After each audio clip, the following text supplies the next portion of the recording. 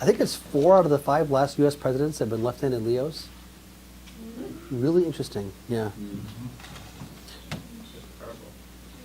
I'm a Leo. Yeah. President thinks he's gonna laugh at her. I don't know what Bernie is. Yeah. He's a Virgo. Is he a Virgo? And he just met the Pope. Yes. Yes, he's in trouble for not being in New York. Yeah, the Pope invited him and nobody else, I think is how it went down. All right, so tillage, effective tillage on soil life. We didn't talk about tillage anywhere near as much as I usually do. I think we made a few oblique references to it. In general, my metaphor for tillage is one of a city, street. Where's the biggest city around here? Like Richmond? Like they got a bunch of skyscrapers in Richmond? Not that many skyscrapers. Okay. What's a main drag with skyscrapers on both sides? Broad Street. Broad Street? Broad Street. How broad is Broad Street? 4 lanes. 80 feet? 60 feet? The subway in Richmond? No subway in Richmond. Places that's wider. We can do without the subway for the time being, for the metaphorical purposes. But so let's say you take a rototiller down Broad Street. Rototiller is as broad as Broad Street. So it's 60 feet wide or something. And to scale, it maybe is going to till up 4 or 5 feet down, right? Whatever, broad, rough numbers. What's going to be the effect on all the little organisms living in their little boxes when you take a tiller down Broad Street?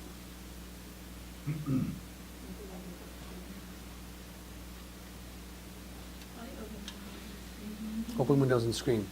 I suggest when you take the tiller down Broad Street, going down 4 or 5 feet, you're going to rip up a few things.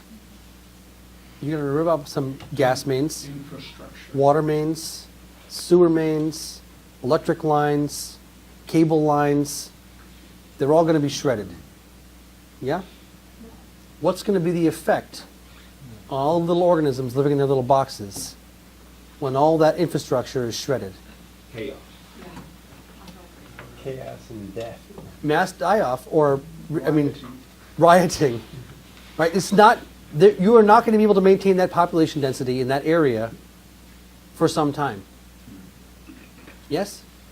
Nobody can live without cable. Or water, or sewer. Or internet. Oh, yeah, well, that's what she was saying about the internet, or cable. Yeah, I guess somewhat different. My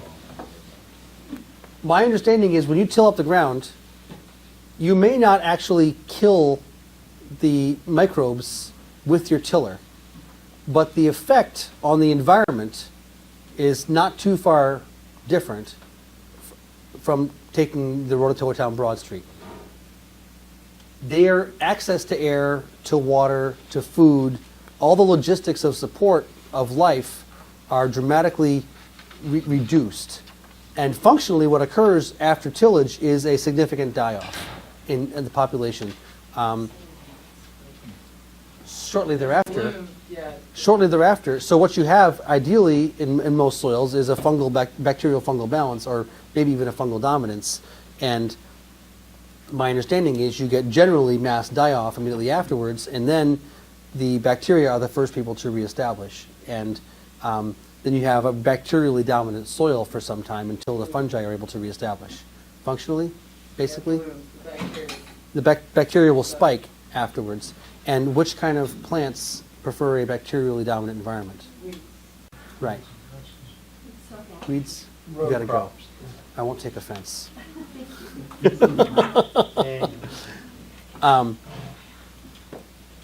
know about gut flora. We talked a little bit about gut flora. I don't really have time to do this, but I'm going to just do it anyways. Well, then the bacteria die off because they use up the nitrate pulse, and that triggers a lot of regeneration. So we can, this lady right here, we don't know her, extremely well versed on the whole microbes dynamic. I'm going to give you some broad strokes that I think are correct. and you can correct me if I'm wrong. We're all just learning. What's that? We're all just learning. Well, some of us are a little farther along than others of us are. So there's this idea of a bacterial fungal continuum. And here is a 1,000,000 to 1.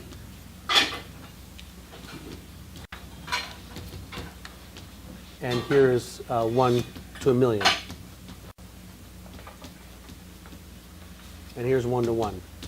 So here's a bacterially dominant environment, here's a fungally dominant environment, here's a fairly balanced environment, bacterial and fungal.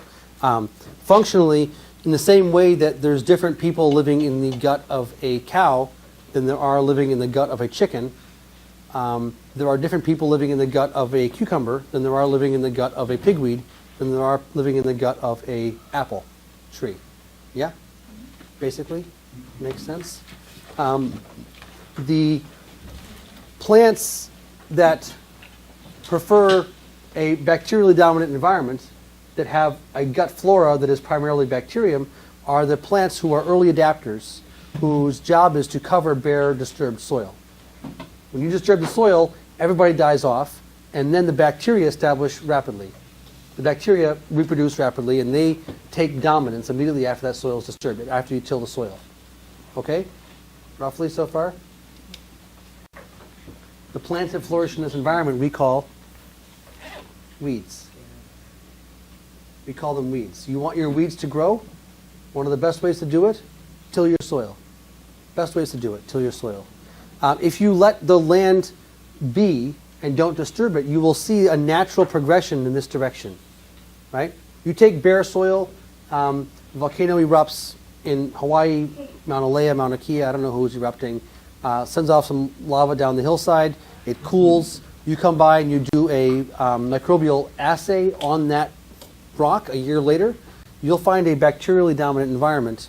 You come back 500 years later in that same spot and you'll have a tropical jungle and a thoroughly fungally dominant environment. So there's a natural progression from bacterial dominance to fungal dominance, and our crops each have a zone where they flourish. And it functionally goes from, people keep saying the brassicas, they have the least fungally dominant environment, to lettuces, to all the way on to tomatoes, to brambles, to trees, etc. So the more perennial the environment, the more fungally dominant the microbiology preference they have in the soil. Anyway, the process of tillage is a process by which you functionally move your soils back from fungal dominance to bacterial dominance, at least in the short term. And if you engage in tillage on a regular basis, you functionally never let that fungal dominance establish, and so you prevent the healthy gut flora from certain crops from establishing. And you always will struggle with weeds and pressures where the plant basically wants a certain biological community to flourish and it's not getting access to it. That's a very short comment on tillage. We can talk more about it tomorrow. My personal process when it comes to tillage is when I don't need to, I don't do it. And if I keep my soil covered, either with cover crops that are winter kill and end up being mulch in the spring, or mulch, there's almost zero need for tillage at all when I'm planting in the spring. With overwintering cover crops like rye, they may need to be knocked down. You can do things like crimping. You can weed whack them in the milk stage. What are you laughing about over there? I'm laughing because Ray Archuleta drove his daughter's Volkswagen and made a video of him taking the rye crop down in his yard with his daughter's Volkswagen instead of a roller. Yeah, and it worked. You can drag a bush hog, it's not turned on. Yeah. Once it's at the right stage, It's not hard to kill it. easy. Yeah, exactly. To kill your rye, and you can knock it down, it'll functionally be like a really nice mulch layer, and you can plant right into it. Do you Absolutely. wait till it's at full pollen? Is that the stage? Or you The milk usually wait stage till they- is the point after which the flower has been pollinated before the seed is viable. And so you squish the head and you'll have a white milky fluid coming out. That's the milk stage. Or you'll see Yeah. a little flower if, Yeah. You want to wait until the flower is pollinated. When the flower is pollinated, then the plant goes through a hormonal shift and says, basically, I'm never going to grow another leaf. And so until that point in time, you can mow it and it'll come back, and you'll till it and it'll come back. And anybody who ever tried to kill rye in the spring may have found it to be a total pain in the butt. But if you wait until it hits that milk stage, so what I suggest is when you're planting your cover crops, you do the overwintering cover crops in areas where you want to have your warm weather plants, like your tomatoes and eggplants and cucumbers and squash and anything that's frost sensitive, because generally you won't be putting them in until the rye has already reached that milk stage. I'm not sure if it's true down here or not. Not sure when your frost-free dates are. Frost is the end of May.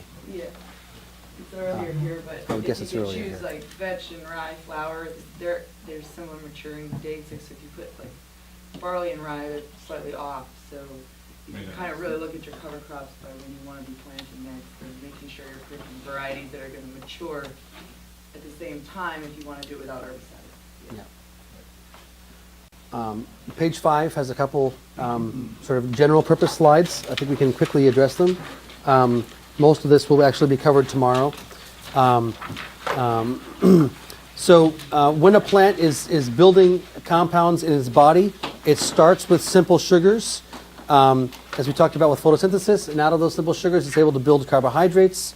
Only when the carbohydrates are built sufficiently is it able to build complete proteins. The complexity of compounds requires certain elements, certain enzymes, certain nutrients being present, and so this is a process of building greater and greater complexity.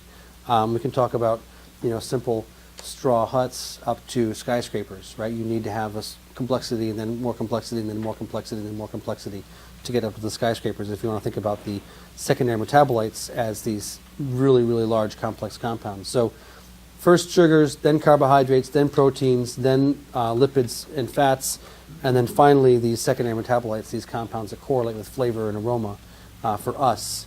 There's an interesting correlation between the plant's building of these compounds and its physiological resistance to pathogens.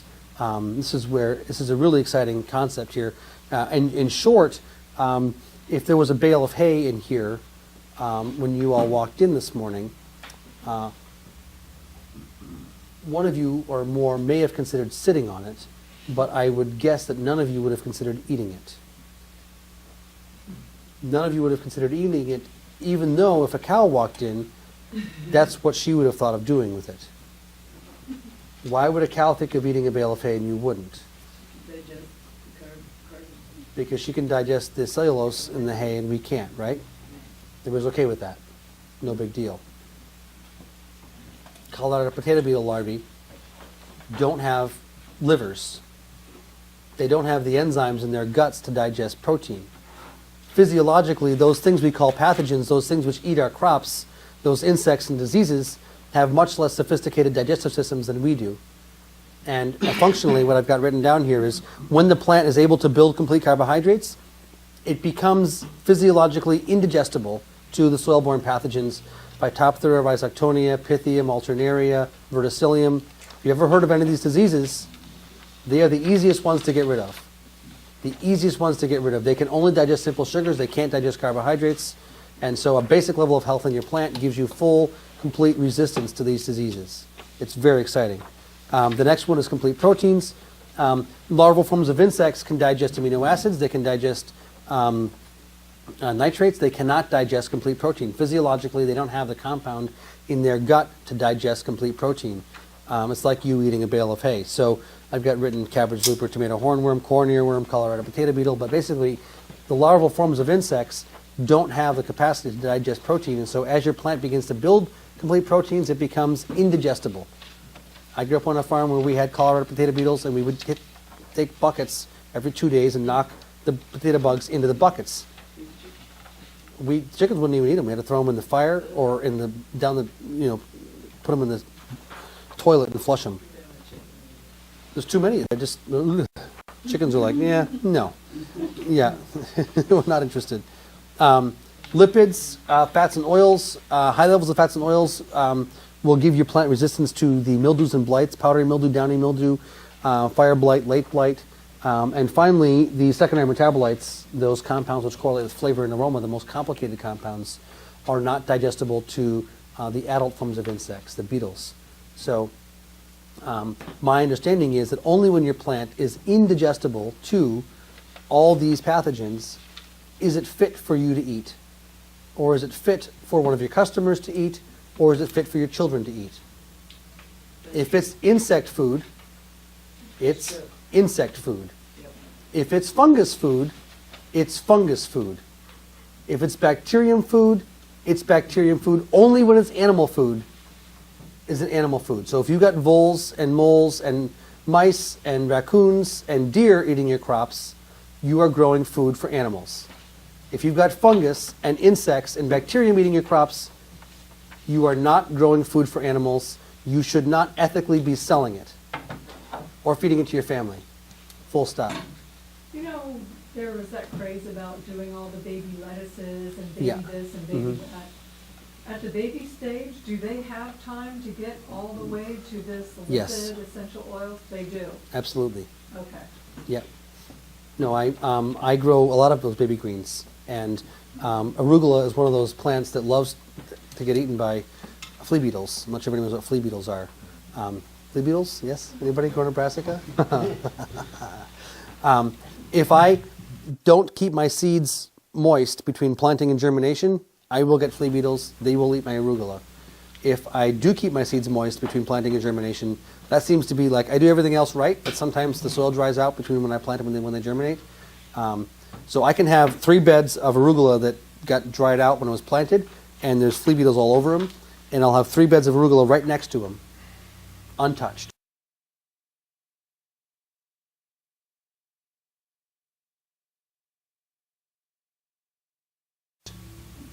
I don't use remay, I call that cheating. And I know people do use like flexible row covers to keep the insects away. It's good for keeping the plants warmer as far as I'm concerned. But if you have to spray or any other way kill an insect or a disease, you are fighting nature's report card, which is telling you you're not growing something that's fit for animals to eat. Only when animals are eating your crops, as far as I'm concerned, are you growing food for animals. Anyway. This is on the agenda for tomorrow too, to discuss. It's on the handout, so we can bring it up more tomorrow. Fertigation, irrigation, this is really more for homework. The idea is that you want to be able to maintain hydration through the growing season, and if you don't have any other way of doing it, establishing some sort of an irrigation system is probably a good idea. And then foliar spraying, and if you do have an irrigation system, you can feed your plants through the irrigation system, which is the kind of cheating that I support. Which is, means you can get good results without knowing what you're doing. And foliar spraying is similar. That is to spray things onto the foliage. People are maybe familiar with backpack sprayers, or sort of the pump action backpack sprayers. There's boom sprayers. I use what's called a mist blower, which is a leaf blower with a tank on top. You know what leaf blowers are? Leaf blowers. I've got a leaf blower with a tank on top. It's called a mist blower. I can spray the back of this room right here, right now, from right here. I just amble like this and turn around, do half an acre in like 10 minutes. It's great. No short. Sprays will definitely be talked about tomorrow. Yes. Minerals, biology, seawater, trace elements, inoculants, essential oils, all kinds of goodies you can put in there. All kinds of goodies. Yeah. Do you have the one that has like the suction too? Yeah. It just you can just suck. You in can and fill the drink. tank while the tank's on your back. If you got a bucket, yeah. I mean, you can do a lot of acreage in very little time. The pump action backpack sprayers, they really piss me off. I don't know what it is, but my elbow gets sore way too fast, and I'm like, you're like, it's just like, I don't know, I got better things to do with myself. I just don't like doing this. So, We have a wand that you can hook to like a garden hose. Yeah. And our ag pump, and like Yeah. you can spray different patterns that you can spray the back wall in a straight, if you're getting trees and stuff, and you can Yeah. make a mist, or it's probably not. Yeah. But we could put a tank of stuff, like a big tote, and then just walk around with a hose and yeah. There's technology out there. You can use a paint you can sprayer. put a root injector down into the Yeah. tree.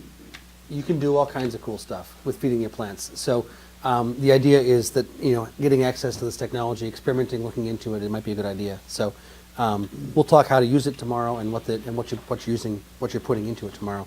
And then finally, your homework between now and tomorrow is to establish your beds where you don't need to be doing much tillage.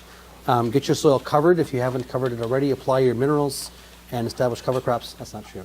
This is for if it was a fall workshop. Get your inoculants. Find the biggest seed you can get. Work on improving your potting soil.